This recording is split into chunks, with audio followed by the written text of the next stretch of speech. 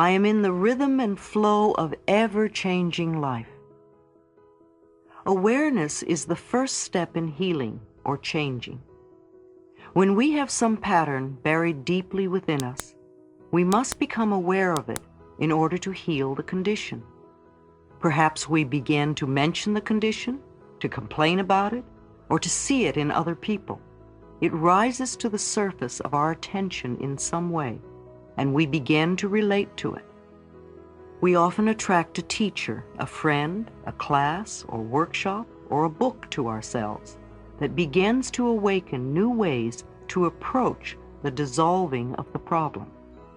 My awakening began with a chance remark of a friend who had been told about a meeting. My friend did not go, but something within me responded, and I went. That little meeting was the first step on my pathway of unfoldment. I didn't recognize the significance of it until some time later. Often our reaction to this first step is to think the approach is silly or that it doesn't make sense. Perhaps it seems too easy or unacceptable to our thinking. We don't want to do it. Our resistance comes up very strong. We may even feel angry about the thought of doing it. Such a reaction is very good if we can understand that it is the first step in our healing process.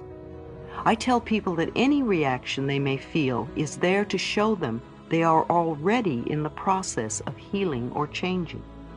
Many people think nothing is happening until the total healing takes place, but that is not true. The process begins the moment we begin to think about making a change. Impatience is only another form of resistance. It is resistance to learning and to changing. When we demand that it be done right now, completed at once, then we don't give ourselves time to learn the lessons involved with the problems we have created. If you want to move to another room, you have to get up and move step by step in that direction. Just sitting in your chair and demanding that you be in the other room will not work. It's the same thing. We all want our problems to be over with, but we don't want to do the small things that will add up to the solution. Now is the time to acknowledge our responsibility in having created the situation or condition. I'm not talking about having guilt, nor about being a bad person for being where you are. I am saying to acknowledge the power within you that transforms your every thought into experience. In the past, we unknowingly used this power to create things we did not want to experience. We were not aware of what we were doing. Now, by acknowledging our responsibility, we become aware and learn to use this power consciously in positive ways for our benefit. Often when I suggest a solution to the client, a new way to approach a matter of forgiving the person involved, I will see the jaw begin to clench and jut out and the arms cross tightly over the chest. Maybe even fists will form. Resistance is coming to the fore, and I know we have hit upon exactly what needs to be done. We all have lessons to learn. The things that are so difficult for us are only the lessons we have chosen for ourselves. If things are easy for us, then they are not lessons, but are things we already know. Lessons can be learned through awareness. If you think of the hardest thing for you to do and how much you resist it, then you're looking at your greatest lesson at the moment. Surrendering, giving up the resistance, and allowing yourself to learn what you need to learn will make the next step even easier. Don't let your resistance stop you from making the changes. We can work on two levels, looking at the resistance and still making the mental changes. Observe yourself. Watch how you resist, and then go ahead anyway.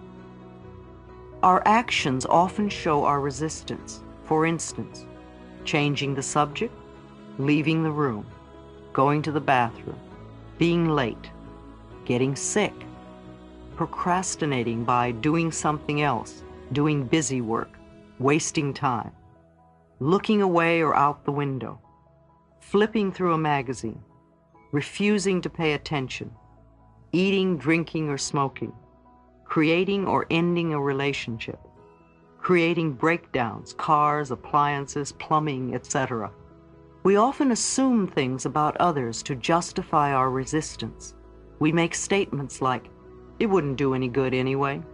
My husband, wife won't understand. I would have to change my whole perspective.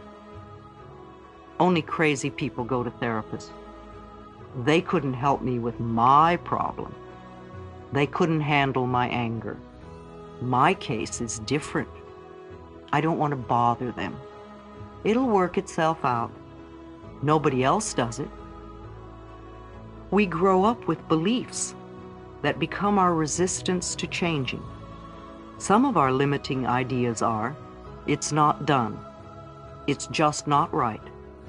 It's not right for me to do that." That wouldn't be spiritual. Spiritual people don't get angry. Men, women just don't do that. My family never did that. Love is not for me. That's just silly. It's too far to drive. It's too much work. It's too expensive. It'll take too long. I don't believe in it. I'm not that kind of person. We give our power to others and use that excuse as our resistance to changing. We have ideas like, "God doesn't approve. I'm waiting for the stars to say it's okay. This isn't the right environment. They won't let me change. I don't have the right teacher, book, class, tools. My doctor doesn't want me to. I can't get time off from work. I don't want to be under their spell. It's all their fault. They have to change first. As soon as I get, then I'll do it. They don't understand. I don't want to hurt them.